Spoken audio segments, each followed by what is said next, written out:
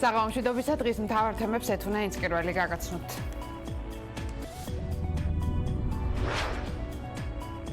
გეტყვით სიმართლეს, რომ ჩემთვის ამ თემაზე საუბარი ძალიან მძიმეა. ოცნებას მინუს კიდევ ერთი ოცნებას კვაჭანტირაძე ტოვებს. გარკვეულწილად პროტესტის იმის საწინააღმდეგოდ რა სიტუაციაშიც ვართ დღეს ჩვენ. იმ გადაწყვეტილება წასვლის თაობაზე იქნება სწორი. დარჩით წადით გაგრიცხავთ ივანიშვილის შეთავაზება ურჩებს. ბატონ ბიძინა მათ მისცა თავისუფალი არჩევანის გაკეთების შესაძლებლობა უთხრა დარჩით, გნებავთ წაბრძანდით, გნებავთ გაგრიცხავთ. და მე მაგას ვადასტურებ, რომ ასეთი შემოთავაზება იყო. თუ ქართული ოცნება ყველაფერს რაღაცა კოლექტიურად გააკეთეს, პოლიტიკურ პროცესს დააზარალებს. ვინ არის შემდეგი? დაიცოდეს პრინციპულ საკითხებზე უარის თქმა. როცა პარლამენტს ეხება, როცა სასამართლოს ეხება, როცა მოსამართლეთა სიას ეხება, როცა კონსტიტუციურ ცვლილებებს ეხება. ამბოხებულების შურისძიება დადგება თუ არა დღის წესრიგში ირაკლი კობახიძის იმპიჩმენტის საკითხი. მე ვფიქრობ, მაგისი ადგილი არის მადამ ტუსოს მუზეუმში. პარლამენტის თავმჯდომარე ყველაფერს აკეთებდა იმისათვის, რომ იურიდიულ კომიტეტში გაეძლიერებინა იმ ადამიანების პოზიცია, ვინც შემდეგ ლობირებდნენ მოსამართლეების სიას. რეალურია თუ არა პარლამენტის თავმჯდომარის თანამდებობიდან გადაყენება. თუ იტყვის ეკაბესელია რაღაცას, მე გავცეთ პასუხები, რომ იმპიჩმენტი არა რეალურია, იქ საზოგადოება არ მართავს. ანაკლი სპორტის არ განხორციელება რუსეთის ღია და პირდაპირ ინტერესებში შედის. ანაკლი სპორტის კრიზისი და რუსული ინტერესი. შეშფოთებულები არიან ბანკები. ვეუბნები, რომ პროცესებს რა თქმა უნდა არ ვაჩერებთ, მაგრამ საბოლოო გადაწყვეტილებას ისინი არ მიიღებენ. შეშინებული ბანკირები, ინვესტორები. რა ვალდებულებებს არასრულებს მთავრობა და რა ემუქრება საუკუნის პროექტს.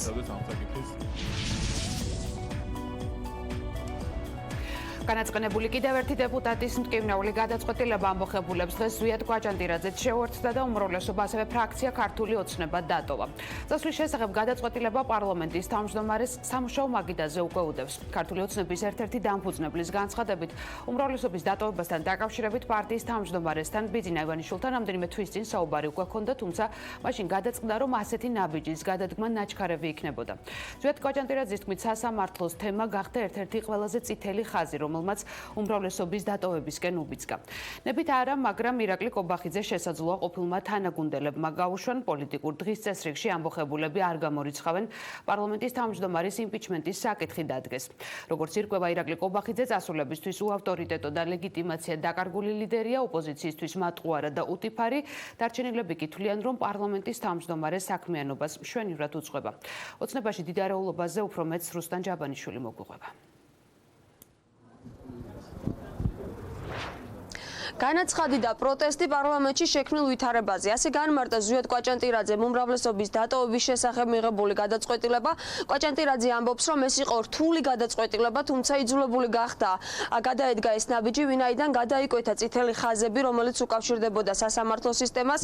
ამიტომ მან მიიღო გადაწყვეტილება და მიდის მის მცირე რიცხოვან თანამოაზრეებთან და თანაგუნდელებთან. ზვიად კვაჭანტირაძე ამჟამად იმყოფება ბაქოში მივლინებით, ამიტომ მან საკუთარი გადაწყვეტილების შესახებ ქართული ოცნების წევრებს და უმრავლესობას აცნობა ელექტრონული ფორმით და იქვე გაამხილა ახალი დეტალი.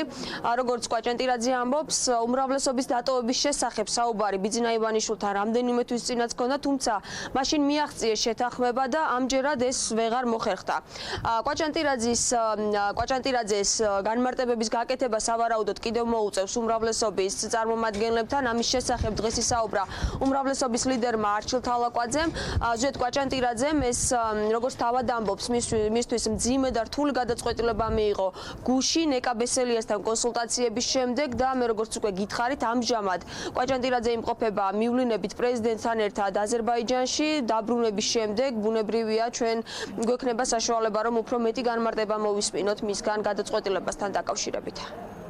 გადაწყვეტილება, რომელიც მივიღე, არის გარკვეულწილად განაცხადი, გარკვეულწილად პროტესტის იმის საწინააღმდეგოდ რა სიტუაციაშიც ვართ დღეს ჩვენ პარლამენტში და ეს არის ჩემთვის ძალიან მტკივნეული თემა და მე უერთდები იმ ჩემი მეგობრების ცერიცხოვან ჯგუფს, რომელთაც ასეთი გადაწყვეტილება მიიღეს ძალიან ბევრი მიზეზიდან გამომდინარე და ეს არ არის მარტო სასამართლოს თემა, სასამართლოს თემა იყო ერთ-ერთი ყველაზე დიდი წითელი ხაზი, რომელმაც რაღაც ბიბის გამნაბიჯის გადადგმისკენ. არსებობს კიდევ უმრავლესობაში რამდენიმე დეპუტატი, რომელიც დაახლოებით მსგავს განცხადებებს აკეთებს და გასაგებია რომ მოსალოდნელია ეს სამწუხაროა ზოგადად ძალიან, თუმცა შემიძლია დაგიდასტუროთ და იგივე გავიმეორო და ამ დღეების განმავლობაში ჩვენ იგივეს გავიმეორებ ეს 100-ია და იმიტომ რომ ქართული ოცნება მე-19 მოწვევის პარლამენტში იქნება წარმოადგენილი მყარი უმრავლესობით და ამ საკითხს არანაირი საფრთხე არ დაემუქრება.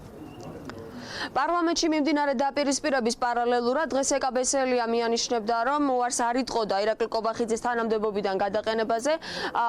ამ პროცედურის დასაწყებად მას მინიმუმ 50 დეპუტატის მხარდაჭერა სჭირდება, რაც ბუნებრივია, მისთვის მარტივი ამოცანა ვერ იქნება იმ შემთხვევაში, თუ ამ გადაწყვეტილებას მიიღებს საბოლოოდ. ორი წელს თავს თქვენ კობახიძეს ახასიათებთ როგორც ახალგაზრდა და ნიჭიერ ლიდერს. ნიჭიერი არ გამორიცხავს ამ თვისებებს. ეხლაც გავიმეორებ ამ სიტყვებს. ნიჭიერი ადამიანი გიგაბოკერიას ნიჭიერია. ამიტომ კარგად ვახასიათებ, არასოდეს არ დამიხასიათებია კარგად. ეკაბესელია 2 წლის წინანდელ შეფასებას არ ცვლის, თუმცა მთავარი კონკურენტის ღირსებებს მაინც არასაკმარისად მიიჩნევს. ამბობს, რომ ირაკლი კობახიძე პარლამენტის თავმჯდომარისთვის აუცილებელ კრიტერიუმებს ვერ აკმაყოფილებს. ამიტომ მომავალში მისი გადაყენების საკითხის დასმას არ გამორიცხავს. რა იქნება ეკაბესელიასთვის გადამწყვეტი შესაბამისი პროცედურის დასაწყებად წინასწარ საუბარი არ სურს. პარლამენტის თავმჯდომარემ მარტო პერსონალური ჩვენთან დაკავშირებით კი არ უნდა გამოიჩინოს ესეთი როგორ გითხრათ მკაცრი მიდგომები და სუბიექტური მიდგომები, უნდა იცოდეს პრინციპულ საკითხებზე უარის თქმა იმ ადამიანებისთვის, როცა პარლამენტს ეხება, როცა სასამართლოს ეხება, როცა მოსამართლეთა სიას ეხება, როცა კონსტიტუციურ ცვლილებებს ეხება, როცა იმ მოსამართლეთა ჯგუფის კაპრიზების დაკმაყოფილებას ეხება საქმე. იმ შემთხვევაში თუ ეკაბესელიამ რადიკალურ ნაბიჯს გადადგამს, მინიმუმ 3 მხარდამჭერი უკვე ჰყავს. უმრავლესობიდან ეკაბესელიასთან ერთად წასული გედევან ფოფხაძე და ლევან გოგიჩაიშვილი ამბობენ, რომ სწორედ ირაკლი კობახიძეს ეკისრება პასუხისმგებლობა შექმნილ პოლიტიკურ კრიზისზე. პარლამენტის თავმჯდომარის მიმართ განსაკუთრებით კრიტიკული იყო დავით ჭიჭინაძე, რომელიც უმრავლესობიდან სწორედ ირაკლი კობახიძის ინიციატივით გარიცხეს. ვერ ართმევს თავს პარლამენტის თავმჯდომარის როლს, ძალიან სამწუხაროა ეს ფაქტი. ვერ ართმევს თავს. შეუსაბამოდ არის, არ არის მისი ადგილი. ვერ იპოვა საკუთარი თავი და ყოველი გადაწყვეტილება არის მისი შესთომა. ის ბოლო პერიოდში ცოტა სია იყო წარმოდგენილი, მიზანმიმართულად მაქსიმალურად ცდილობდა რომ უზრუნველყოფა მოეხდინა ამ სიის გასვლად. მისი გადაყენების საკითხს დააყენებთ, თქვენ უნდა ველოდოთ ამას. ცოტა დღეს ეს არ ამგონი აქტუალური იყოს, მაგრამ ახლა შეიძლება დროთა განმავლობაში ეს დაეშვა. ის რაც პარლამენტის თავმჯდომარეზე განაწყენებული დეპუტატების ოცნება აუხდენელ სურვილად მიიჩნევენ კობახიძის გუნდში მყოფი დეპუტატები. მათ ბესელიას ის დრო შეახსენეს, როდესაც ირაკლი კობახიძესთან შეხმატკბილებულად მუშაობდა და არც პრეტენზიებს გამოთქვამდა.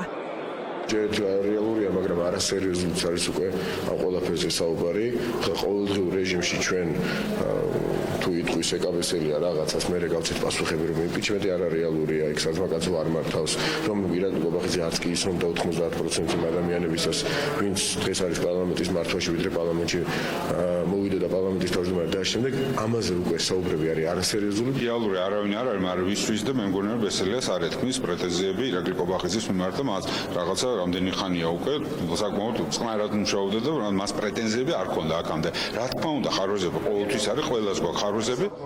კობახიძის წასვლა სურს ოპოზიციას, თუმცა ამის რესურსს ვერ ხედავენ. საპარლამენტო და არასაპარლამენტო ოპოზიციაში აცხადებენ, რომ არსებული პარლამენტის შემადგენლობა ბიძინა ივანიშვილის სურვილის წინააღმდეგ წასვლას ვერ შეძლებს. მისი სურვილი კი მორჩილი პარლამენტი და დავალებების შემსრულებელი თავმჯდომარეა. კობახიძე არის სრულად უვარგისი და აბსოლუტურად შეუსაბამო და უმწიფარი თავმჯდომარე, რაც კი საქართველოს დამოუკიდებლობის შემდეგ ყოლია პარლამენტში და მისი არჩევა იყო თავის დროზე შეცდომა, არათუ იმპიჩმენტი. თუ ეს მოხდება, რა თქმა უნდა, მოხდება და ძალიანაც კარგი, მაგრამ მე ვერ ვხედავ რესურსს მისგან განსხვავებულს ქართულ ოცნებაში. ქართული ოცნების უმრავლესობა და ივანიშვილი უნდა წავიდეს ხელისუფლებიდან. კობახიძე მერე გაქრება შარშანდელი თოვლი. არსებობს ამდენი ბიძინა ივანიშვილისგან დამოუკიდებელი ქართული ოცნების დეპუტატი. ამიტომ ამაზე საუბარი არის ქიმერა. სირცხვილია საერთოდ ზოგადად ქართული პარლამენტარიზმის რომ მსგავსი ადამიანი არის პარლამენტის თავმჯდომარე, რომელსაც არ გააჩნია არანაირი პოლიტიკური კაპიტალი ერთი არ არის ის თვითყოფადი პოლიტიკოსი და თავიდან ბოლომდე არის მორჩილი მხოლოდ და მხოლოდ ერთი ადამიანი. რაღაცა გაუგონარი მოვლენა შეიძლება ეს არ იყოს, მე არ ვიცი, პარლამენტში უმრავლესობა რა განწყობაზეც იქნება, ასე ხდება ხოლმე. კიდევ მეორე პარლამენტის თავმჯდომარე ესაა პარლამენტის წევრების მიერ არჩეული ადამიანი და პარლამენტის წევრების გადასაწყვეტია, როდის როგორ მოიქცება. პარლამენტის თავმჯდომარის გადასაყენებლად 50 დეპუტატის მხარდაჭერაა საჭირო. შესაძლოა ეკაბესელია ამ ნაბიჯის გადადგმისგან თავს იმიტომ იკავებს, რომ საჭირო მხარდაჭერის იმედი ამ ეტაპზე არ აქვს. ეკაბესელია განაგრძობს ფრაქციის შექმნას, მას უკვე ყავს ლევან გოგიჩაიშვილი, გედევან ფოფხაძე და უმრავლესობიდან დღეს წასული ზვიად კვაჭანტირაძე. კიდევ ვინ შეუერთდება ეკაბესელიას გუნდს ამ ეტაპზე უცნობია. იმისთვის რომ ეკაბესელიამ შეძლოს ფრაქციის ფორმირება, სულ 5 დეპუტატის მხარდაჭერა სჭირდება. მაგძელებთ კონსულტაციებს, ჯერ არ დასრულებულა დეპუტატთა გადაწყვეტილებების პროცესი, ვინ ტოვებს უმრავლესობას და ვინ არ. ეს პროცესია, ამიტომ ვჩქარობთ ჩვენც ნელ-ნელა მივყვებით ამ პროცესს, ესე რომ ძალიან საინტერესო პოლიტიკური სურათი იქნება, შეიძლება სრულიად შეიცვალოს აქ პოლიტიკური ლანდშაფტი და ამ მხრივ დღეები და კვირეები შეიძლება არა, მაგრამ რამდენიმე კვირა, შეიძლება რამდენიმე თვეც საჭირო იყოს ზოგადად პოლიტიკური სურათის შესაძლებლად. ბევრი თანამოაზრე ყავს უკვე უმრავლესობის მიღმა, ბევრი რჩება უმრავლესობაშიც, რომელიც ჩვენი თანამოაზრეა. შესაბამისად, ეს კონსულტაციები გაგრძელდება ერთი მთავარი მიზნით, რომ ჩვენ ვიყოთ ერთიანები იმ საერთო გამოწვევების წინაშე, რაც გვაქვს. მთავარი გამოწვევა დღეს არის ის, რომ უნდა დამთავრდეს ნაციონალური მოძრაობის რეჟიმის რეანიმაციის მცდელობა. მიუხედავად მმართველი გუნდის ლიდერების განცხადებისა, რომ ქართულ ოცნებაში ყველაფერი რიგზია და მათ ერთიანობა საფრთხე არ ემუქრება, ჩვენ ხედავთ, რომ ქართული ოცნების რიგებს ტოვებენ დეპუტატები, როგორც უკვე გითხარით, დღეს ეს გადაწყვეტილება მიიღო ზვიად კვაჭანტირაძემ და არ არის გამორიცხული, რომ მისი გადაწყვეტილება გაიზიარონ სხვა დეპუტატებმაც, ისინი ანონსებენ, რომ იმ შემთხვევაში თუ პარლამენტი მათთვის მიუღებელ მოსამართლეებს გაამწესებს სულვადოდ უზენაეს სასამართლოში, ისინიც დატოვებენ საპარლამენტო უმრავლესობას.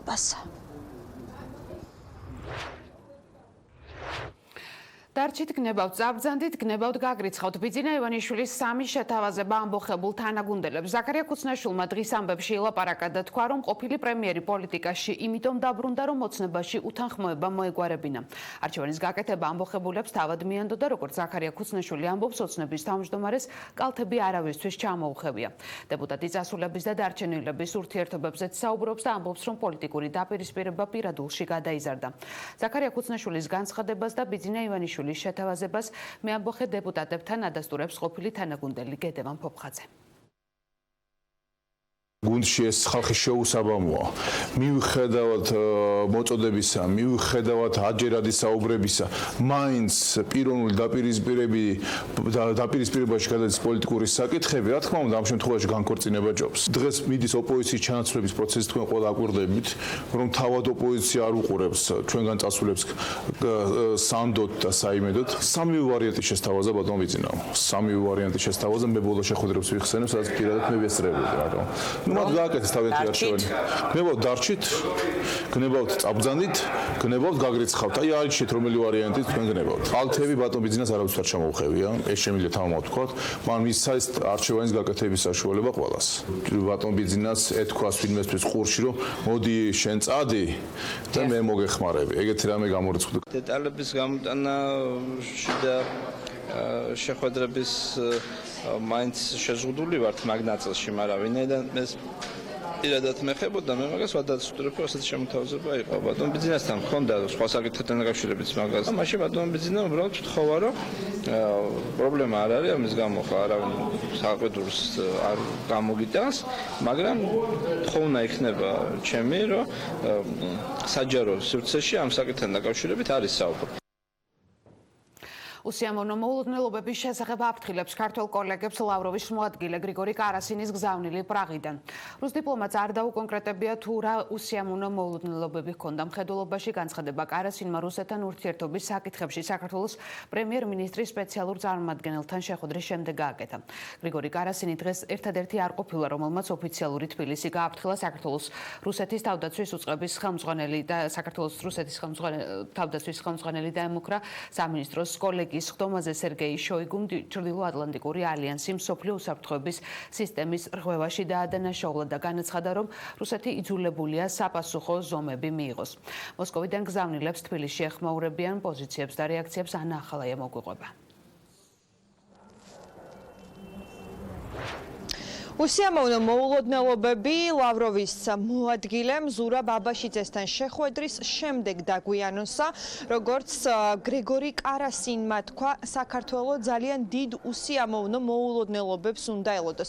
რას გულისხმობდა გრიგორი კარასინი ამ განცხადებაში ჩვენთვის უცნობია, თუმცა ცნობილია, რომ ზურა ბაბაშიძე მასთან შეხვედრამდე იმყოფებოდა ბიძინა ივანიშვილთან, სადაც როგორც ჩვენთვის არის ცნობილი კონსულტაციები გაიარა სწორედ ამ შეხვედრასთან დაკავშირებით და სწორედ ეს აუდიენცია გახდა ოპოზიციის მხრიდან კრიტიკის ერთ-ერთი მთავარი საფუძველი. ოპოზიცია ამბობდა, რომ ადგილი აქვს არაფორმალურ მმართველობას. ჩვენ დღეს დავუკავშირდით ზურა ბაბაშიძესაც, რომელიც კვლავ პრაღაში იმყოფება, როგორც ბაბაშიძემ გითხრა, მას არ აქვს წარმოდგენა, რატომ გააკეთა მსგავსი შინაარსის განცხადება გრიგორი კარასინმა, როგორც ბაბაშიძემ გითხრა, ეს განცხადება გააკეთა რუსი ჩინოვნიკის მხრიდან მასთან შეხვედრამდე, თუმცა შეხვედრის დროს აბაშიძე ამ განცხადებას არ იცნობდა და შესაბამისად ის ვერ დაუსვამდა შეკითხვას, რა უსიამოვნო მოულოდნელობებს გულისხმობდა ლავროვის მოადგილე.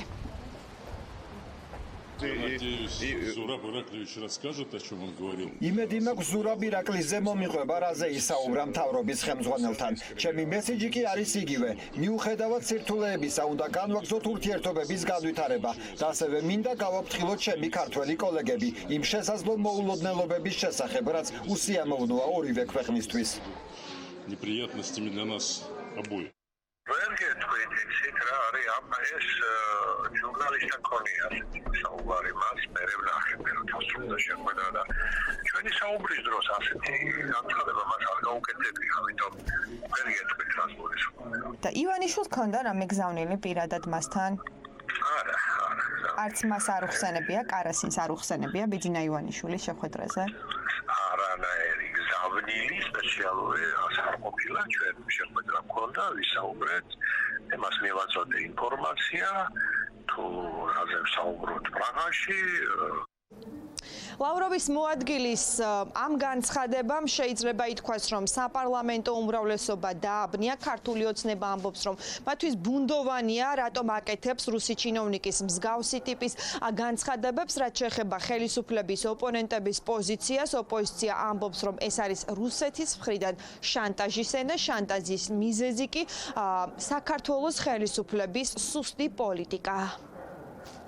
ის რომ ეს ადამიანი თავის თავს აძლევს უფლებას, რომ საქართველოს ასეთი მუქარის ტონით ესაუბროს, რა თქმა უნდა, არის ჩვენი ხელისუფლების პოლიტიკის შედეგი, მათ შორის იმის, რომ ისინი მუდმივად ცდილობდნენ უპირატესობა მიენიჭებინათ ორმხრივი ფორმატისთვის, აბაშიძე კარასინის ფორმატისთვის, ნაცვლად იმისა, რომ მაქსიმალურად გაძლიერებულიყო და ჩვენი ქვეყნის ინტერესების სასარგებლოდ გამოყენებულიყო მრავალმხრივი ჟენევის მოლაპარაკების ფორმატი. განცალკევებულმა ფორმატმა ილუზია შეუქმნა ჩვენს მეგობრებს, ამას ეუბნება საქართველოს მთავრობა ჩვენს მოკავშირეებს, რომ თითქოს მოხდა ნორმალიზაცია, ამას ნიშნავს, რომ ცალკე დიალოგი გაქვს. თითქოს მოხდა ნორმალიზაცია რუსეთთან ურთიერთობებისა. ამის ბრალია მათ შორის, რომ დასავლეთ რუსეთის ორმხრივ დღის წესრიგში საქართველოს საკითხი დაქვეითდა. რას გულისხმობს კარასინი და რა არის რა გუნებაში რა სურპრიზებს გულისხმობს, მაგას ვერ გეტყვი. ჩვენ ვაყენებთ ის საკითხებს, რომელსაც ჩვენს ინტერესებში ვცდილობთ, რომ იყოს მოლაპარაკებების გარემო. ამას თუ რუსეთი არ შეხედავს პოზიტიურად, ეს არავის ბრალი არ არის, ეს რუსეთია ესეთი. ამიტომ ცოტა ოპოზიცია კარგი იქნება თუ ადეკვატურ განცხადებებს და შეფასებებს გააკეთებს აი ამ კონკრეტულ ნაწილში მაინც. გრეგორი კარასინის შემდეგ საქართველოს კიდევ ერთმა რუსმა ჩინოვნიკმა ახსენა ამჯერად რუსეთის თავდაცვის მინისტრმა ჩრდილოატლანტიკური ალიანსი დაადანაშაულა უსაფრთხოების სისტემის რღვევაში და თქვა რომ რუსეთს ექნება შესაბამისი რეაგირება. Более чем в 2 раза увеличились масштабы. ორჯერ გაიზარდა მასშტაბი და სწავლებების ინტენსივობა, რომელშიც სულ უფრო აქტიურად ერთვებიან ნატოს არაწევრი ქვეყნები, უკრაინა და საქართველო.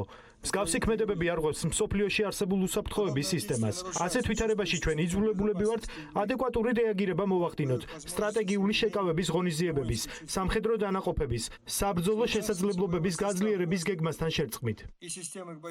ეს მათი მე ვიტყოდი რბილი ძალის გამოვლინება, ეს მათი პროპაგანდა არის. ჩვენ ბუნებრივია გავაგრძელებთ და საკმაოდ ინტენსიურ გზაზე ვდგავართ ნატოსთან ურთიერთობაში. წელს ძალიან დატვირთული იქნება ჩვენი ურთიერთობა ნატოსთან. უახლოეს ხანებში ნატოს გენერალური მდივანი ჩამოვა სამხედრო კომიტეტი. ჩვენი გზა გვაქვს. ეს გზა არის ცივილიზებული სამყაროსგან, ეს გზა არის იმისკენ, რომ რეგიონში ჩვენს ქვეყანაში იყოს მშვიდობა, უსაფრთხოება. ეს არის განუხრელი ნება ჩვენი ხალხის.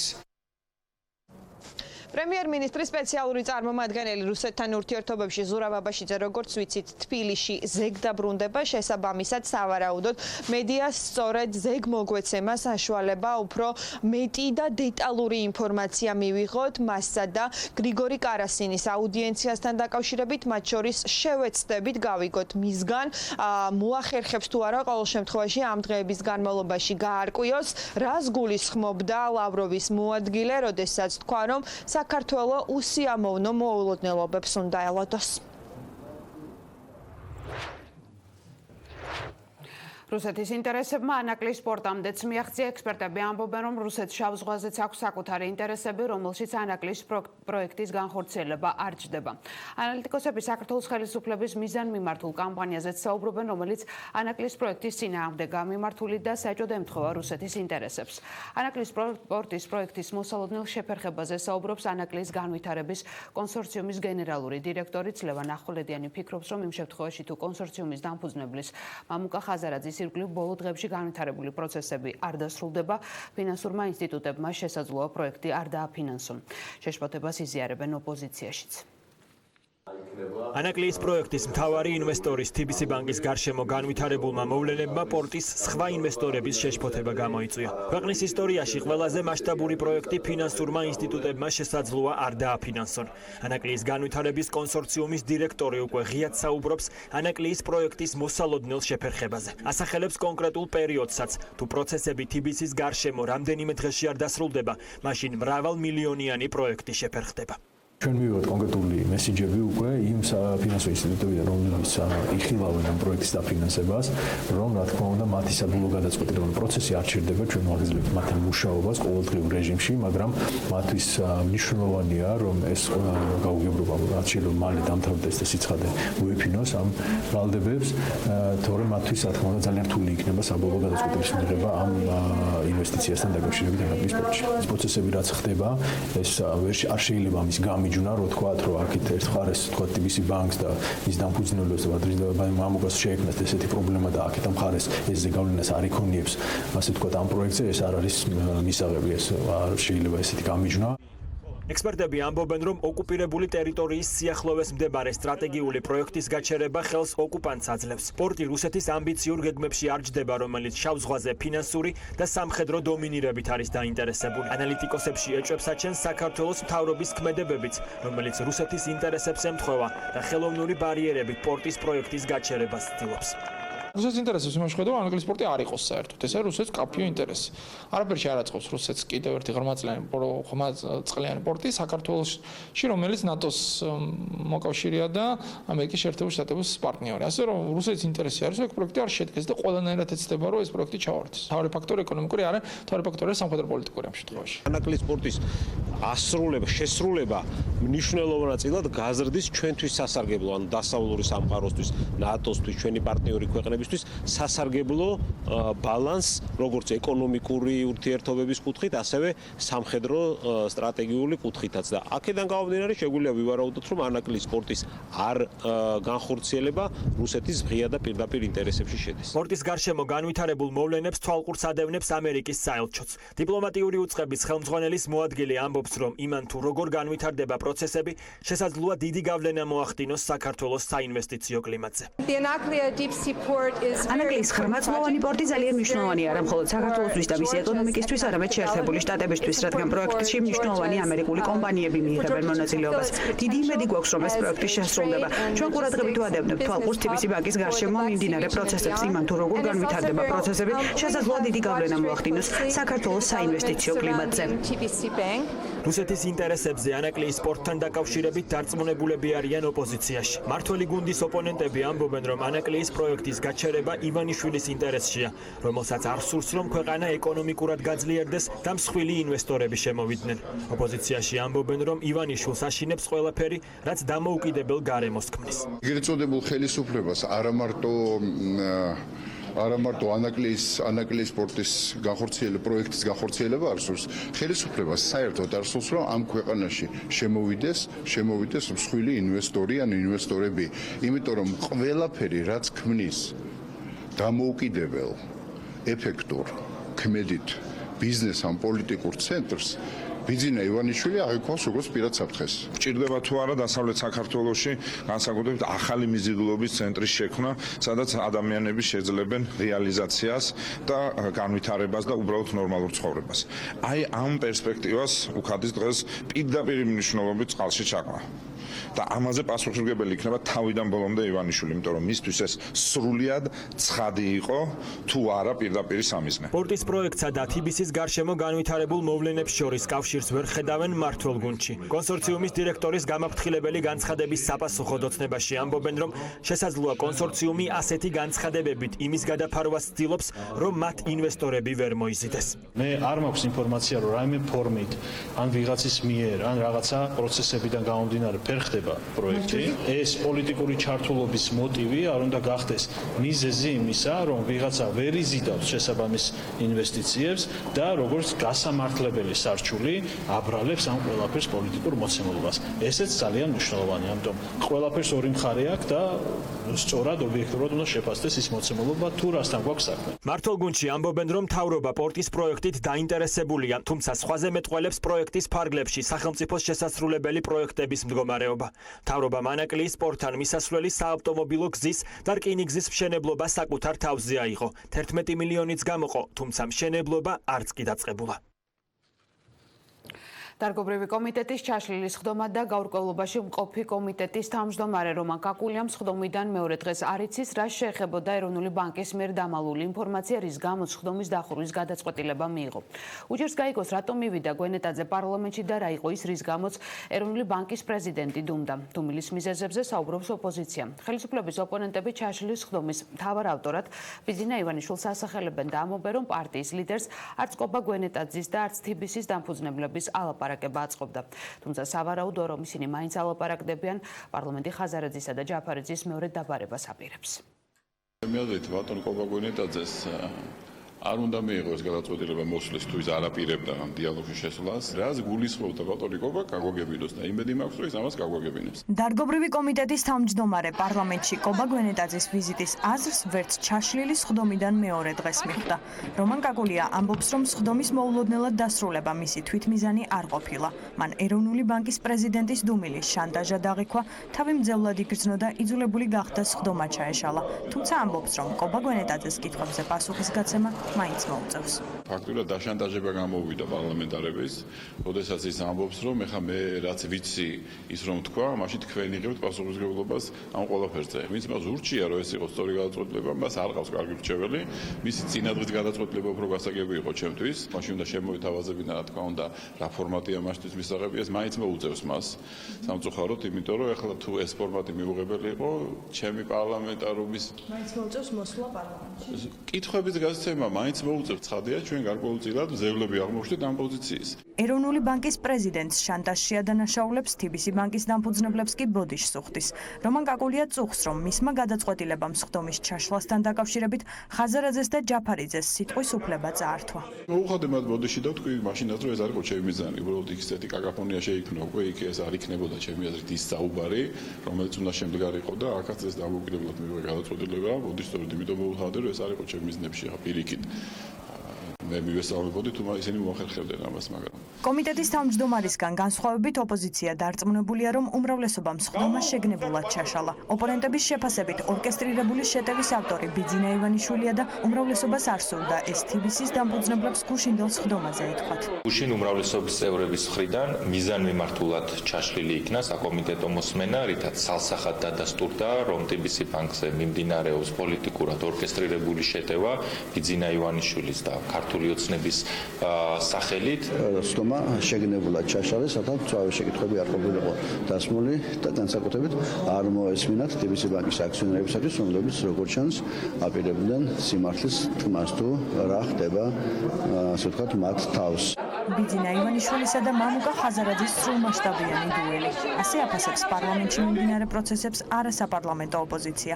დავით უსუფაშვილი ფიქრობს, რომ ამ დაპირისპირებით სასწორზე TBC ბანკის, ანაკლიის სპორტისა და ბიზნესის დამოუკიდებლობა დევს. ოპოზიცია ფიქრობს, რომ შეტევა TBC ბანკზე ბიძინა ივანიშვილის გარეშე გამორიცხულია. ადგილი აქვს კონკრეტულად მამუკა ხაზარაძის წინააღმდეგ მოქმედებებს. მგონია, რომ ხაზარაძემ მიიღო ივანიშვილის გამოწვევა სრულმასშტაბიან დუელში. ამ დუელში, რა თქმა უნდა, სასწორზე ძალიან ბევრი რამე დევს ორივე მხრიდან და არ მგონია, რომ ეს დუელი სასიკეთო იყოს ქვეყნის. მე გამურიცხავ, რომ ბიძინა ივანიშვილის გარეშე დღეს ქვეყანაში ხდებოდეს ისეთი, როგორც ხაზარაძემ თქვა, ორკესტრირებული და მართლა ორკესტრირებული შეტევა ხელისუფლების სხვადასხვა შტოების მხრიდან TBC ბანკზე, როგორიც ეს დღეს ხორციელდება. გამურიცხულია, რომ ამის ასე ვთქვათ, სათავეში არ იყოს ივანიშვილი. ის რომ TBC ბანკის საქმე არა მხოლოდ სამართლებრივი დავა, არამედ პოლიტიკური მოტივის მატარებელია, ამაზე საუბრობს მესამე სექტორიც. იმ შემთხვევაში თუ კი უმრავლესობას ქონდა სურვილი, რომ საზოგადოებისთვის დაემტკიცებინათ, რომ TBC ბანკთან დაკავშირებით განვითარებული მოვლენები პოლიტიკისგან დაცლილი იყო და ეს იყო სამართლიანი პროცესი, მათ ეს საშუალება უნდა გამოიყენებინათ გუშინ კომიტეტზე. მას ეს საშუალება არ გამოიყენეს, ამით გამოჩნდა ისიც, რომ საქართველოს პარლამენტი თავის საზედამხედველო ფუნქციას ვერ ასრულებს. ის რომ სხდომაზე განვითარებული დაპირისპირება პარლამენტისთვის სამარცხვინო იყო, აღიარებს ფრაქცია ქართული ოცნების თავმჯდომარეც. თუმცა მამუკა მდინარაძე ამბობს, რომ სხდომა სამარცხვინო ოპოზიციამ გახადა. უმრავლესობის მტკიცებით ოპოზიციამ გუშინ გამოავლინა სურვილი, რომ პოლიტიკური შოუს მოწყობა ნებისმიერ რისკზე მაღლა დგას. მართლაც სამარცხვინოა ჩვენი ძვირფასი ოპოზიციის დამოკიდებულება, რომ რისკი გავწიოთ. რაც არ უნდა მოხდეს, ეს არ გვაინტერესებს. ოღონდ დავდგათ პოლიტიკური შოუ. ოღონდ დავიწეროთ პიარული რაღაც ქულები. ეს ბუნებრივია სამარცხვინო.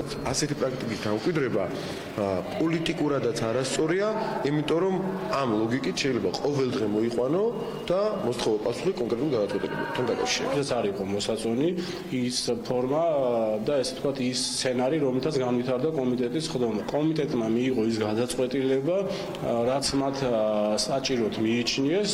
საკანონმდებლო ორგანოს სავარაუდოდ კიდევ ერთი ხმაურიანი სხდომა ელის.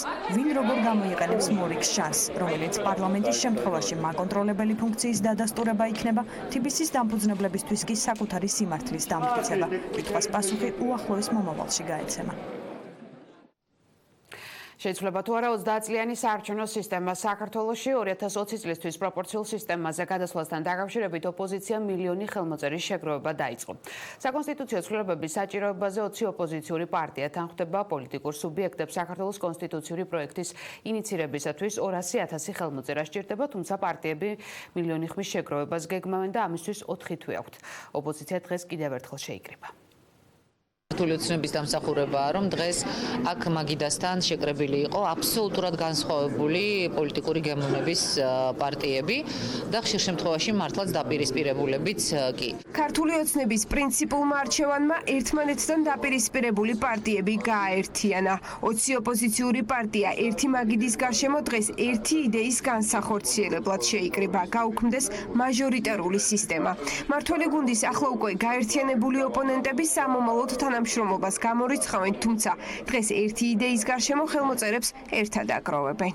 მე აქედან რომ გავდივარ, ვაგრძელებ მოსახლეობასთან კონტაქტს იმისთვის, რომ არ მისცეს ხმა ნაციონალურ მოძრაობას და მისცეს ხმა შენების მოძრაობას. მაგრამ ამასობაში ვამბობ, რომ არჩევნები რომ მოვა, რა პროცენტიც შენების მოძრაობას მიცემს ხმას და რა პროცენტიც ნაციონალურ მოძრაობას ადეკვატურად ვიყოთ ასახული პარლამენტში. ეს არავითარ შემთხვევაში არ იქნება ერთი პოლიტიკური ბლოკი, ეს არ იქნება ერთი პოლიტიკური ერთობა, ეს არის ერთობა სამართლიანობისთვის. ძალა ერთობაშიას პრეზიდენტობის ყოფილი კანდიდატი პრობლემას ვერ ხედავს ერთ მაგიდასთან ერთი იდეის განსახორციელებლად სხვა პარტიების ლიდერებთან ერთად ყოფნაში. გრიგოლ ვაშაძესთვის ამ გარემოებაზე მეტად მნიშვნელოვანი მათი მთავარი მოთხოვნის განხორციელებაა. ერთ სივრცეში ყოფილ თანაგუნდელებთან ერთად ყოფნა არც გიგი უგულავასთვის წარმოადგენს პრობლემას. ევროპული საქართველოს ლიდერი წინა ხელისუფლების შეცდომებს აღიარებს, თუმცა აქვე მოქმედ ხელისუფლებას წინა საარჩევნო დაპირებებს ახსენებს. 20 პარტია, რომლებმაც შექმნეს 25 ფიზიკურ პირიანი საინიციატივო ჯგუფი, იწყებს ამ კამპანიას იმისათვის, რომ საქართველოში დავასრულოთ ერთპიროვნული და ერთპარტიული მმართველობა. იმედი გვაქვს, რომ შევაგროვებთ მილიონს, 200,000 შეგროვება არ გაგვიჭირდება, ამას შეჭვი არავის არ ეპარება. ამის შემდეგ მოვთხოვთ ხელისუფლებას პასუხს. დარწმუნებული იყავით, რომ აღმოჩნდებიან ძალიან მძიმე დილემის წინაშე. აქეთ იქნება ყობახიძის მიერ სოფლიოში საუკეთესო კონსტიტუცია მიღებული. და აქეთ იქნება მილიონი ჩვენი თანამოქალაქის ხელმოწერა. და მე გამოჩნდება, რომელს უფრო მეტი ლეგიტიმაცია აქვს.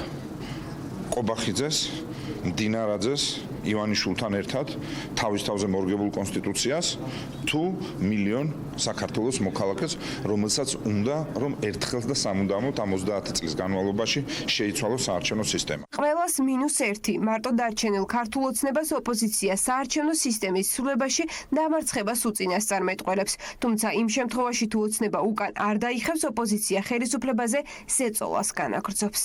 ქართული ოცნება ფაქტურად იქნება მარტო თავის ამ პოზიციაში და გარდა იმისა, რომ მე ეს დღეს არ მაწყობს და ამიტომ არ მინდა, მას უბრალოდ არგუმენტი არ ექნება. თუ მაინც ჯიუტად თავის პოზიციას შეინარჩუნებს საკუთარი საპარლამენტო უმრავლესობის ძალით, ასეთ შემთხვევაში მას მოუწევს სერიოზული პოლიტიკური ფასის დიდი პოლიტიკური ფასის გადახდა. პოლიტიკური პარტიები ყველა -1 ფაქტურად ქართული ოცნებისა ერთიანდება იმ თვალსაზრისით, რომ შეიცვალოს საარჩევნო სისტემა და გახდოს პროპორციული სისტემა არჩევნების. თუ მათ ეს ხალხის აზრი არ გაითვალისწინეს, მაშინ უკვე გარკვეულ სხვა ქმედებებზე გადავალთ და ეს ქმედებები არის ზეწოლა ხელისუფლებაზე, ეს იქნება აქციის გზით თუ სხვა მეთოდებით. რაც კონსტიტუციით საქართველოს მოქალაქეს მინიჭებული აქვს უფლება, რომ გააპროტესტოს ყველა ბერკეტი იქნება გამოყენებული, იქნება ეს ქუჩაში თუ კიდევ სხვა პროცედურები პოლიტიკური, რომელიც აიძულებს ხელისუფლებას და იქნება გამოყენებული როგორც ზემოქმედების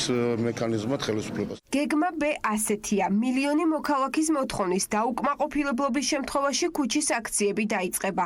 მანამდე კი ქართულ ოცნებას მურმან დუმბაძე, რომელიც უკვე მისივე დაფუძნებული პარტიის ოპოზიციაშია, 2016 წელს ახსენებს, როცა 2020 წლისთვის პროპორციული წესით არჩევნების ჩატარებას მხარს სწორედ მართველი გუნდი უჭერდა.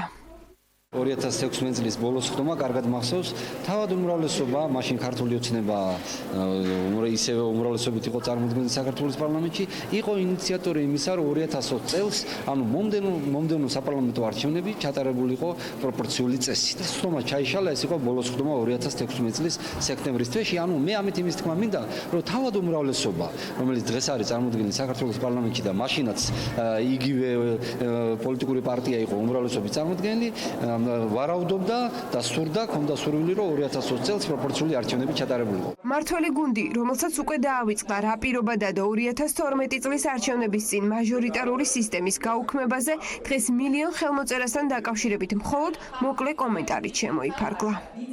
ეს არის ის ოპოზიცია, რომელმაც საკონსტიტუციო პროცესში მონაწილეობაზე და როდესაც ამაზე ჩვენ თავად ლაპარაკობდით, უარი თქვა, მე მგონი ამით ყველაფერზეა პასუხი გაცემა. მოქმედი კანონმდებლობით 2020 წლის საპარლამენტო არჩევნები კვლავ შერეული სისტემით ჩატარდება, ხოლო 2024 წლისთვის კი არჩევნების სრული პროპორციული სისტემით ჩატარება ამოქმედდება. მჯავრდებული დეკანოზის შეწყალების საკითხზე პატრიარქი პრეზიდენტთან შუამდგომლობის მზადყოფნას გამოთქვამს, ამბობს ფოთისა და ხობის მიტროპოლიტი. მეუღლე გრიგოლმა გიორგი მამალაძის საკითხზე თოქ-შოუ რეაქციაში ისაუბრა შეწყალების საკითხს ეხმაურება ჭყონდიდის მიტროპოლიტიც. მეუღლე პეტრე ფიქრობს, რომ სასურველია ხელისუფლებამ პრეზიდენტს მჟავრდებული სასულიერო პირის შეწყალების მოთხოვნით მიმართოს. ნახოთ, რას აცხადებს მაღალი იერარქიის სასულიერო პირები და როგორია დეკანოზის ოჯახის პოზიცია. საფრთხეები, რომელიც ეკლესიის მმართველობის კონფიგურაციის შეცვლას ეხება, ფოთისა და ხობის მიტროპოლიტის ინფორმაციით, სწორედ ეს არის იმ სკანდალური წერილის გასაჯაროების მიზანი, რომელიც 4 სასულიერო პირს გაეგზავნა. რეაქციაში მეუფე გრიგოლი ამბობს, რომ მისთვის გაუგებარია, რატომ ითხოვს საპატრიარქო იმ წერილის გასაჯაროებას, რომლის შინაარსი პირადად პატრიარქისთვისაც ჯერ კიდევ 1 წლის წინ იყო ცნობილი. ჩემი აზრით უკავშირდება, მაგრამ ეს მხოლოდ ვარაუდია, მე მინდა ამას ხაზი გაუსვა. უკავშირდება და სწორედ იმ საფრთხეს, რასაც მე ეკლესიაში მმართველობის კონფიგურაციის შეცვლის მცდელობა უწოდე, რაც სწორედ რომ საეკლესიო გადატრიალების ტოლფასია. ვივარაუდოთ, რომ კათოლიკოს პატრიარქი 1 წლის წინ უკვე საქმის ყურში იყო. და თუ კათოლიკოსმა არ ჩათვალა საჭიროდ სინოდზე ამ წერილების გამოტანა, მაშინ ვის ინტერესებში ამ წერილების გამოტანა, ვინც ამას ამბობს, რომ დიახ, გამოვაქვეყნებ და ამით იმუქრება, ან ვიღაც ამბობს, რომ კი ბატონო გამოაქვეყნეთ, ერთის და მეორეც მე არ ვიცი რამდენად ღრმადად ცნობიერებენ რა სივრცეში და რა საფრთხეში შედიან. ცეცხლს ეთამაშებიან, მე მგონი. პატრიარქმა იმ წერილის შინაარსი იცის, რომელსაც საპატრიარქო შანტაჟად დაფასებს. მიუხედავად ამისა, მეუფე გრიგოლი გვარწმუნებს, რომ პატრიარქი იყო და ახლაც მზად არის დეკანოზ გიორგი მამალაძის შეწყალების თხოვნით პრეზიდენტ შუამდგომლობით მიმართოს. საუბარი იყო მისი თავდებით გამოშვებასთან დაკავშირებით. ეს ცალკე თემაა, მაგრამ დღეს საუბარი არის იმაზე, რომ აღიძრა შუამდგომლობა და ამასთან დაკავშირებით მე ნამდვილად შემიძლია დადასტურებით გითხრათ, რომ პატრიარქის დამოკიდებულება ნამდვილად პოზიტიური, ყოველ შემთხვევაში ამ საღამომდე პოზიტიური იყო. ვიცი დანამდვილებით, რომ კათოლიკოს პატრიარქი ამის მომხრე იყო. საუბარია იმ კონკრეტულ დანაშაულზე, რომელშიც ძალიან ბევრ ადამიანს ამ ქვეყანაში ეჭვიეპარება. ყოველ შემთხვევაში გამოძიებამ ამაში ვერ დაგვარწმუნა. ეიწყალებს თუ არა პატრიარქი დეკანოს გადაწყვეტილების მოლოდინშია გიორგი მამალაძის ოჯახიც. თორნიკე მამალაძე კიდევ ერთხელ ამბობს, რომ მისი ძმა უდანაშაულოა. მეც მაქვს ინფორმაცია, რომ პატრიარქი არის მზად, რომ შეიწყალოს. უბრალოდ ალბათ შეიძლება შესაძლოა რაღაც დეტალებზე იყოს საუბარი. აქედან გამომდინარე, მე ვარ ამ წუთას ლოდინის რეჟიმში და დაველოდები, მანამ სანამ ჩემს მას არ განთავისუფლებ.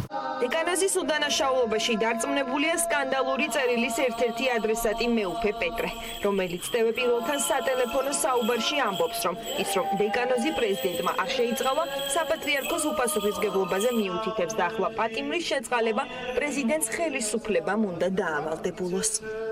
რა თქმა უნდა, უდანაშაულო ადამიანი საქართველოს საფრთხეში არ უნდა იჯდეს. არავითარ შემთხვევაში მით უმეტეს სასულიერო პირი ამ აბსურდული, არარსებული ბრალდებით. და ვინაიდან დღემდე საქართველოს საპატრიარქო ვერ არის მოწოდების სიმაღლეზე და აკეთებს უპასუხისმგებლო განცხადებებს, მე ვისურვებდი, რომ ხელისუფლებამ აიღოს პასუხისმგებლობა, მოიფიქროს გამოსავალი, მიმართოს მათ მიერ უსამართლობით და ძალმომრეობით დანიშნულ პრეზიდენტს და გადაადგმევიოს ხირსეული, მადლიანი ნაბიჯი. სასულიერო პირებისგან განსხვავებით თეოლოგები მიიჩნევენ, რომ შეწყალების საკითხზე მსჯელობა წმინდა სინოდის პრეროგატივა. თეოლოგის მსგავსად ეკლესიის პასუხისმგებლობაზე საუბრობს პოლიტიკოსი ზურაბ ჯაფარიძეც. ჩემი აზრით შეწყალების ამბავი თავიდან მოდიარ და გამოკიდებული კონკრეტულად პატრიარქზე, პირადად ამ ადამიანზე. მე არ მჯერა რომ შეწყალების გაწყვეტა შეიძლება მიიღოს ხელისუფლება, მან შეიძლება მიიღოს პრეზიდენტმა ცალკე, იმიტომ რომ რასაც უყურებს პრეზიდენტის ინსტიტუტი პირდაპირ დაქვემდებარებული საპატრიარქოზე, ანუ როგორც ჩანს პირდაპირ საპატრიარქომ აარჩევინა ეს ადამიანი ქართულ ოცნებას პრეზიდენტად. ანუ ერთ-ერთი მიგონია რომ ეგეთი გაწყვეტა შეიძლება მიიღოს, ეს არის თვითონ პატრიარქი. ამ ადამიანს უნდა თქვას, რომ მინდა ამ ადამიანის ციხიდან გამოშვება. როგორც ჩანს ის არ აპირებს ამ ადამიანის ციხიდან გამოშვებას. მამალაძის საქმეს მე გამიხილავდი პირველ რიგში საეკლესიო სასამართლო. სამწუხაროდ საქართველოს ეკლესიაში არ არის სასამართლო სისტემა და ამიტომ ეს თემა უნდა განიხილოს სინოდმა. ამიტომ სინოდზე უნდა ხდებოდეს ამ თემაზე საუბარი. შეიწყალებენ თუ არა დეკანოს გიორგი მამალაძეს უცნობია, მანამდე კი არასამთავრობო ორგანიზაცია EMC პატიმარის სასულიერო პირის დროებით გათავისუფლებას მოითხოვს. განცხადებაში, რომელიც დღეს გავრცელდა, წერია, რომ ვინაიდან გიორგი მამალაძის ჯანმრთელობის მდგომარეობა მძიმეა, მას სრულად პარალიზებული აქვს მარჯვენა ხელფეხი, ის სრულ გამოჯანმრთელებამდე უნდა გათავისუფლდეს. კოალიციამ დამოუკიდებელი და გამჭვირვალე მართლმსაჯულებისთვის პარლამენტის თავმჯდომარის მიერ შეთავაზებული სამუშაო ფორმატი დატოვა. ირაკლი კობახიძის ხელმძღვანელობით შექმნილი ჯგუფი უზენაესი სასამართლოს მოსამართლეთა შერჩევის კრიტერიუმებსა და პროცედურებთან დაკავშირებით კონსულტაციებს პერიოდულად მართავდა. კოალიციაში შემავალი ორგანიზაციები განმარტავენ, რომ არის 5 პრინციპული საკითხი, რომლებსაც პარლამენტის თავმჯდომარე არ ეთანხმება, მათ შორისაა ინტერესთა კონფლიქტი, იუსტიციის უმაღლესი საბჭოს მიერ გადაწყვეტილებების მიღების მეთოდი და კონკურსის წესი. სამუშაო ჯგუფში არასამთავრობოებისა და პარლამენტარების გარდა იუსტიციის უმაღლესი საბჭოს, დიპლომატიური კორპუსის წარმომადგენლები და სახალხო დამცველი შედიან. მთელი საზოგადოება ითხოვს კლანის წასვლა სასამართლო სისტემიდან და ჩვენ რა დავინახეთ, როდესაც მივედით იმ სამუშაო ჯგუფში, ჩვენ დავინახეთ, რომ კლანის წევრები და მათ შორის მურუსიძე იჯდა მაგიდასთან და მას აწერინებდა კობახიძე კანონპროექტს. ეს იყო ჩვენი აზრით დაცინვა საზოგადოებაზე, მაშინ როდესაც ყველა ითხოვს ამ ადამიანების წასვლა სასამართლო სისტემიდან. კოალიციამ დამოუკიდებელი და გამჭვირვალე მართლმსაჯულებისათვის დატოვა საქართველოს პარლამენტის თავმჯდომარესთან შექმნილი სამუშაო ფორმატი, რომლის მიზანიც გახლავთ საქართველოს უზენაესი სასამართლოს თავმჯდომარისა და მოსამართლეების შერჩევის პროცესისთვის კრიტერიუმებისა და პროცედურების განსაზღვრა, რადგანაც პარლამენტის თავმჯდომარემ არაურაზროვნად გამოხატული პოზიციით დაადასტურა, რომ ის არაპირებს იმ მნიშვნელოვანი ცვლილებების ასახვას კანონპროექტში, რომელსაც პრინციპული ხასიათი გააჩნია კოალიციის. პარლამენტის თავმჯდომარის მხრიდან განსხვავებული აზრის, განსხვავებული რაღაც არგუმენტების მიღების მზაობა და სურვილი არ არსებობდა, რასაც ხედავთ, არის პრაქტიკულად სრულიად არ ვიცი, კითხვის ნიშნის გარეშე მხარდაჭერა და პირდაპირ ხელშეწყობა ამ სასამართლო კლანისა და მათი ინტერესების გატარება ხელისუფლების წარმომადგენლების მხრიდან. ეგრეთ წოდებულ პიჯაკების საქმეზე დღეს დაცვის მხარე მოსამართლის აცილების შუამდგომლობა დააყენა ადვოკატი შოთა კახიძე. ამბობს, რომ ბადრი კოჭლამაზაშვილი მიუკერძობელი ვერ იქნება, რადგან მოსამართლემ გირგვლიანის საქმეზე დაკავებული ერთ-ერთი პირი სასჯელის მოხდისგან პირობით ვადამდე გაათავისუფლა და ახლა ეს მოსამართლე საქმეს ყოფილი პრეზიდენტის წინააღმდეგ განიხილავს. უფლებმა დამცველმა აღნიშნული შუამდგომლობა პროკურორ ირაკლი ნადარეიშვილის განცხადების საფუძველზე დააყენა. დაცვის მხარის არგუმენტებს აბსურდული უწოდა სახელმწიფო ბრალდებამ. დღესვე მოსამართლე ეგრეთ წოდებულ პიჯაკების საქმეზე ბრალდებულის ადვოკატი ბექა ბასილაიას ხდომაზე დააბრუნა. ბექა ბასილაია დაუმორჩილებლობის მოტივით მოსამართლემ 7 თებერვალს ხდომიდან გააძევა. მათ მიერ ან ფაქტობრივი გარემოების დამახინჯებით იქნა ეს შუამდგომლობა წარმოდგენილი და საუბარი იყო ასევე მოქმედ ხელისუფლებასთან გარკვეულ გარიგებაზე. რა თქმა უნდა, ეს არ იყო არგუმენტირებული, მათ არც ერთი არგუმენტი და საფუძველი არ წარმოუდგენიათ ამ შუამდგომლობის დასაბუთებლად. არსებობს ლეგიტიმური ეჭვი, რომ მოსამართლე ბადრი კოჭლამაზაშვილი არ არის ობიექტური და მიუკერძოებელი არბიტრი. რაც შეეხება ლეგიტიმური ეჭვის საფუძველს, როგორც თქვენ ცნობილია, საქართველოს მესამე პრეზიდენტი მშავდებულია გირგვლიანის საქმეზე, მშავდებული პირების შეწყალების გამო, რომელთაც მათ გაუნახევრდა საპატიმრო სასჯელი, თუმცა აღსანიშნავია, რომ მოსამართლე ბადრი კოჭლამაზაშვილის გადაწყვეტილებით გირგვლიანის საქმეზე მშავდებული ერთ-ერთი პირი სრულად იქნა გათავისუფლებული საპატიმრო სასჯელის მოხდისგან პირობით ვადაზე ადრე. შესაბამისად, ისმის კითხვა, თუ პრეზიდენტ სააკაშვილის გადაწყვეტილება, მისი კონსტიტუციური უფლებამოსილების გამოყენება, ანუ შეწყალების განკარგულების გამოცემა ჩაითვალა თანაშაულად მოსამართლე კოჭლამაზაშვილის გადაწყვეტილებას რატომ არ მოხდა სამართლებრივი შეფასება. მისთვის კითხვაც კი არავის დაუსვამს ამ გადაწყვეტილების ირგვლივ. შესაბამისად მიგვაჩნია რომ მოსამართლე ბადრი კოჭლამაზაშვილი გარიგებაშია არსებულ ხელისუფლებასთან, ხოლო გარიგების საგანს კი წარმოადგენს ეგრეთ წოდებული პიჯაკების საქმეზე ხელისუფლებისთვის სასარგებლო გადაწყვეტილების გამოტანა. ვთვლი რომ ბადრი კოჭლამაზაშვილის მიერ გამოტანილი ნებისმიერი გადაწყვეტილება საზოგადოებისთვის ვერ აღიქმება ობიექტურად. თუ 1 ივლისს კოტი აფხაზის იგივე ლესელიძის ქუჩაზე გადაწყვეტ ავტომობილის დაპარკინგებას, გაითვალისწინეთ, რომ ამისთვის ფულის გადახდა მოგიწევთ. პარკირების ახალი სისტემა ძალაში სწორედ 1 ივლისიდან შედის. ზონალური პარკინგი კი თავდაპირველად ძველ თბილისში ლესელიძის და მის მიმდებარე ქუჩებზე დაინერგება. ქალაქის ამონაკვეთზე ავტომობილის გაჩერება დღეში 4ჯერ 15-15 წუთით უფასოდ იქნება შესაძლებელი. 15 წუთის გასვლის შემდეგ კი პარკირების 1 საათის ღირებულება 50 თეთრი იქნება. ნახოთ ვის არ შეეხება გადასახადი და როგორ უნდა გადავიხადოთ. გადაწყვეტს თუ არა მერიის ახალი ინიციატივა ქალაქის ცენტრში შექმნილ ავტომობილების ქაოსს ჯერ უცნობია. ცნობილია ის, რომ 1 ივლისიდან თბილისის ტურისტულ ნაწილში პარკირების საათობრივი სისტემა ამოქმედდება. სავარაუდოდ ავტომობილის გაჩერებისთვის მძღოლებს მინიმუმ 50 თეთრის გადახდა მოუწევთ. საფასური კი იმის მიხედვით გაიზრდება, რამდენად გაამართლებს საპილოტე პროგრამა. საფასურის დადგენა უნდა დავიწყოთ მინიმალური ოდენობიდან და უნდა გაიზარდოს უკვე პროცესში დაკვირვების შედეგად. საფასურმა უნდა მოგცეს შედეგი. შედეგი ნიშნავს იმას, რომ შემცირდეს იმ არეალზე სატრანსპორტო საშუალების მიზიდრი. ეს არის ჩემი მოსაზრება, რომ მინიმუმ უნდა დავიწყოთ 50 თეთრიდან. საზოგადოებრივი ტრანსპორტის გაუმჯობესება ეს არის ადამიანების შეთავაზება, რომ თქვენ გვხვდებათ იქ საათობრივი ზონალური პარკირება, სადაც თქვენი ავტომობილით მიდიოდით. თუ თქვენთვის მისაღები არ იქნება ეს ტარიფი, შემოთავაზებული გაქვთ საზოგადოებრივი ტრანსპორტის მომსახურება. ტარიფი ინდონეზია იწევს იქ, სანამ ჩვენ შედეგს არ მივიღებთ. ჯერ კიდევ დაუმტკიცებელმა ინიციატივამ მძღოლების ერთ ნაწილში გააჩინა კითხვები, შეძლებენ თუ არა ისინი საფასურის გადახდას და თუ შეძლებენ, რატომ უნდა გადაიხადონ თანხა მოუწესრიგებელ პარკირებაში. არა მგონია, რავი, დადებით რანაირად იქნება. ჯერ ამ იმათ ეხას მოტრე მოხო შეგვაღონეს, რავი, ძალიან გაუჭირდება ხალხს. გაუჭირდება ძალიან. როგორც გაუჭირდება რა. სულაც იმოქმედებს, იმიტომ რომ ჯერთ არ არის პარკირების ადგილები და იმაში რაც არ არის, მაგაში ფულის გადახდა, რა თქმა უნდა, არავის არ უნდა. არ არის ფენა ისეთი საქართველოში, რომ ყველასთვის მისაწვდომი იყოს ასეთი. ფაქტი ერთია, რომ უნდა პარკინგი მოწესრიგდეს, უფრო უკეთესი უნდა გახდეს და მე მივესალმები მხოლოდ იმას, რომ რაც უფრო წესრიგი იქნება ქალაქში. ახლა დაკაჩერებული მას არ მოწოს გადახდა. მე ვფიქრობ, რომ სწორი არის. ოპოზიციონერები პოზიციის დათმობას არ აპირებენ. ფრაქცია ნაციონალური მოძრაობა მერს ტყუილსა და სითი პარკის გაყვანის შემდეგ საფასურის ზრდაში ადანაშაულებს. ლევან ხაბაიშვილი მიიჩნევს, რომ მოუწესრიგებლობის გამო მოქალაქეები ავტომობილები და საზოგადოებრივ ტრანსპორტში ვერ გადაინაცვლებენ. მიუხედავად იმისა, რომ ფრაქცია ევროპულ საქართველოში საათობრივ პარკირებას დადებითად აფასებენ, განგვიმარტავენ, რომ ამ ტიპის ცვლილებას დედაქალაქში კარგი სატრანსპორტო პირობების შექმნა სჭირდება.